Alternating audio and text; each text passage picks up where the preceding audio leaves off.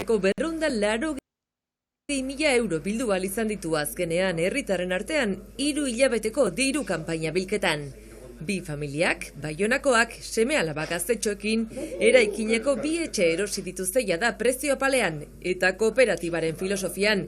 Etxeen gozamena usufruktua izanen dute.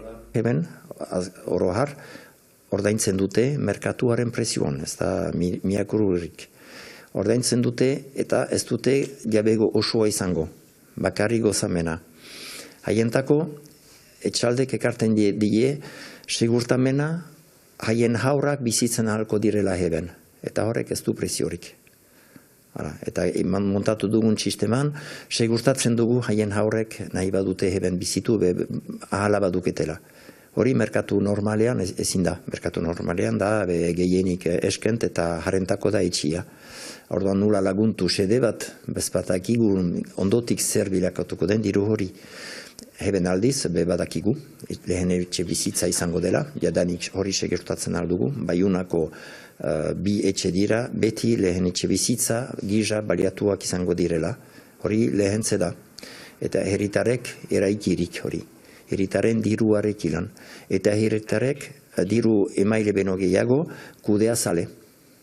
Gure arteko historia bat da. Kooperatibak lurraren eta bizitegi fisikoaren jabetza du eta erosleari gozamena saltzen dio. Erraz aurkitu dituzte filosofiarekin bat egin duten Baionako 2 familia.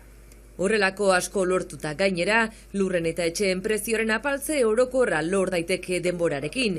Jabetza pribatuaren ideiatik, etxearen betiko kontzeptuari heldu nahi diote etxalden. Erostiarek ilan diru guzia berriz bilduko dugu.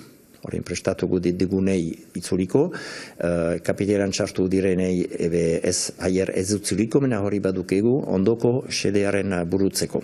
Eta emeki hau egin onduan hartzen dugu marja tipi bat, benefizio tipi bat egiten dugu, benefizio horri baliatzen dugu eguneroko gastuentako, mena bai baztertzeko diru pixka bat ondoko erosketentako.